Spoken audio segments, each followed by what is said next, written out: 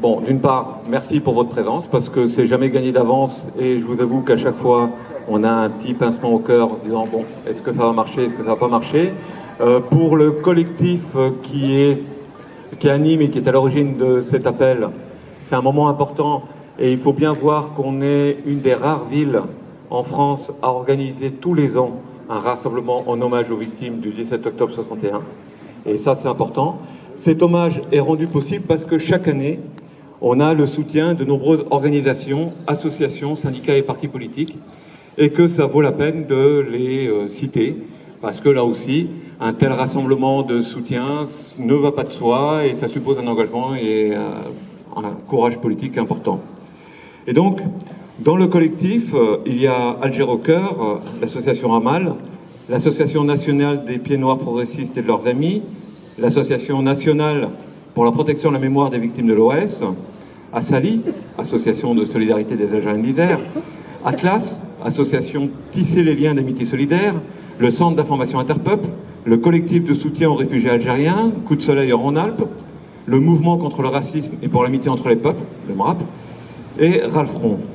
Et en soutien constant et qu'il est important de remercier, il y a les syndicats CGT, Solidaire, FSU, il y a les associations ASIP, Assado, l'association dauphinoise des amitiés franco-libanaises, l'association France-Palestine Solidarité, l'association culturelle Amazir, l'association des Tunisiens de l'Isère, citoyens des deux rives, ATTAC, le cercle Bernard Lazare, le cercle laïque, le collectif contre la traite négrière et l'esclavage, la Ligue des droits de l'homme, la Ligue pour la défense des droits de l'homme en Iran, la Ligue internationale des femmes pour la paix et la liberté, Maroc Solidarité citoyenne, le mouvement de la paix, Nil Isère, Nuestra América, Survie Isère, et les organisations politiques ADES, Europe Écologie Les Verts, Ensemble, Go Citoyenneté, Lutte ouvrière, le MRC, le NPA, pour l'Alternative à gauche 38, la Fédération de l'Isère du Parti communiste, le PRCF et le JCRF, et la Fédération de l'Isère du Parti socialiste. La liste est longue, mais ça vaut la peine de la lister. Et je pense qu'il faut les saluer comme il se doit, parce que c'est suffisamment rare pour le noter. Alors, aussi, en termes d'histoire, et d'histoire récente, nous nous tenons rassemblés devant une plaque qui fut apposée ici en octobre 2016 à l'initiative du collectif 17 octobre 61 et par la municipalité de Grenoble. Et donc c'est un événement qu'il est important de rappeler parce que ce geste, trop peu de villes en France l'ont fait. Trop peu de villes en France rendent compte de cette mémoire à laquelle l'Algérie et d'autres pays ont contribué. C'est le résultat de l'action constante depuis 30 ans de citoyens et d'organisations qui, dans leur diversité, ont contribué à inscrire la date du 17 octobre dans le paysage militant de l'agglomération grenobloise. Cette plaque a eu des échos bien au-delà de Grenoble, jusqu'en Algérie même. Je tiens aussi à dire que depuis hier et jusqu'au vendredi 27 octobre, dans les locaux de Amal, qui sont juste à côté, avenue Macheral-Rondon, il y a l'exposition Mémoire vive, 17 octobre 61. Cette exposition est prêtée par la Ligue de l'enseignement. Et donc, on peut la voir le lundi de 13h à 18h30, le mardi de 13h à 18h30, le jeudi de 10h à 17h, et le vendredi de 10h à 17h. Et c'est intéressant d'aller la voir. Il y a un moment qui est un peu spécial, c'est le vernissage de l'exposition qui se fera le jeudi 19 octobre, donc jeudi qui vient, à 18h30 dans les locaux d'Amal, autour du Verre de l'Amitié. Le 17 octobre 1961, des dizaines de milliers de travailleurs algériens et leurs familles ont manifesté à Paris pour le droit à l'indépendance de l'Algérie, pour leur droit à l'égalité et à la dignité. Alors il faut le dire parce qu'il y a toujours et toujours des voix qui viennent le contester. Le 17 octobre 1961 est l'histoire d'un crime d'État. Ce fut la répression d'une manifestation pacifique qui devint un vrai massacre, avec plusieurs centaines de personnes mortes ou disparues, avec les blessés et les morts qui furent jetés par-dessus les ponts de la Seine, qui furent matraqués, blessés dans les rues avoisinantes et les bouches de métro. En ce moment où beaucoup tentent de réécrire l'histoire pour gommer les crimes faits contre les peuples, le 17 octobre 61 nous dit la violence dont peut se rendre coupable un État pour préserver les intérêts d'une minorité. Le 17 octobre 1961 raconte aussi le courage de femmes et d'hommes qui osèrent manifester contre l'injustice et pour leurs droits. Leur marche annonçant la défaite de l'ordre colonial et précédant de quelques mois les accords du cessez-le-feu du 19 mars 62 qui mettaient fin à la guerre d'Algérie. Alors on nous dit souvent, mais c'est le passé. Mais nous pensons que nous devons maintenir cette mémoire vivante pour éclairer notre présent. Et pourquoi? Parce que ce qui a rendu possible le 17 octobre 1961 est toujours là. Et aujourd'hui comme hier, il est nécessaire de résister à cette violence qui l'a rendu possible. D'une part, nous affirmons le droit des migrants à vivre en France dans la dignité et sans subir de discrimination. Alors que migrer est un droit inaliénable, alors que la diversité des origines et la pluralité des opinions sont des apports nécessaires et des richesses irremplaçables, les pouvoirs publics font des étrangers des boucs émissaires et mettent contre eux des politiques inhumaines. Ces politiques, décidées au plus haut niveau de l'État, nourrissent le racisme et la xénophobie. Beaucoup de manifestants du 17 octobre venaient du bidonville de Nanterre, qui abritait à lui tout seul 14 000 personnes. À Paris comme à Grenoble, les Algériens et leurs familles étaient très mal logés.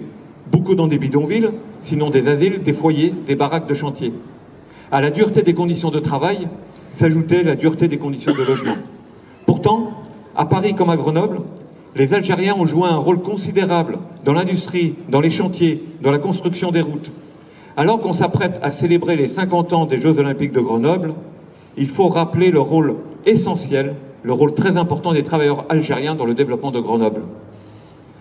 Et à cette occasion, rappelons le travail fait par Paul Musard, qui fut président du MRAP, disparu il y a 3 ans déjà, pour rendre compte de la vie des travailleurs algériens en Isère, leur rapport à l'économie, leur vie malmenée et parfois détruite par les actions de travail, en but au racisme, et aussi tous les combats solidaires menés avec la conviction profonde que, à la fin, c'est la justice et l'égalité qui vont gagner.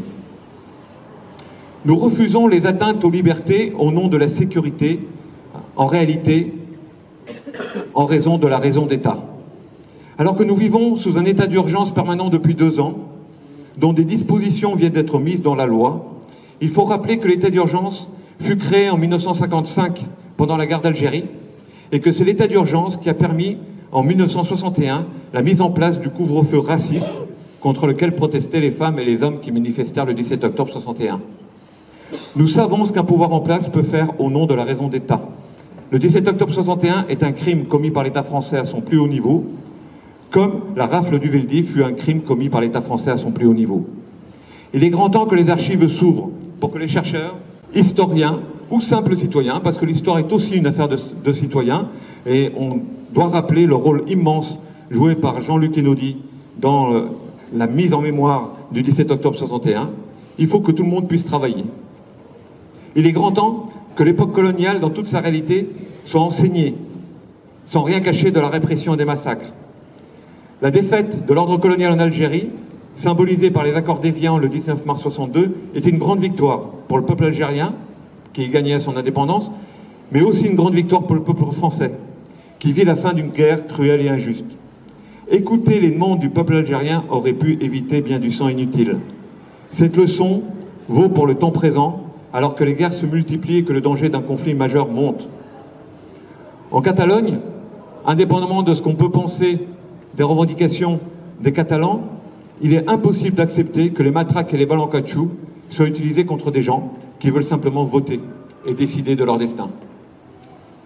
Comment ne pas évoquer les menaces d'intervention militaire contre les Kurdes, que ce soit en Irak ou en Turquie, simplement coupables de désirer eux aussi maîtriser leur indépendance. Quoi qu'il en soit, hier comme aujourd'hui, il n'y a pas de paix durable sans le respect de la volonté des peuples. Et pour nous, maintenir cette mémoire vivante, c'est contribuer à faire progresser l'égalité des droits, c'est construire des ponts pour un monde ouvert et solidaire. Et c'est pour ça que nous manifestons, cette année comme les années précédentes, pour réclamer l'ouverture des archives de la guerre d'Algérie et de la colonisation, pour un enseignement critique de la période coloniale dans le livre d'histoire, pour affirmer le droit des migrants à vivre en France dans la dignité et sans subir de discrimination, pour refuser les discours xénophobes, racistes, colonialistes, révisionnistes, pour refuser les atteintes aux libertés au nom de la sécurité, ce qui souvent ne cache que la raison d'État. Merci de votre attention. 7 octobre pouvaient venir ensemble pour déposer la gerbe. Hein, différents d'entre eux, ou les signataires qui ont soutenu là.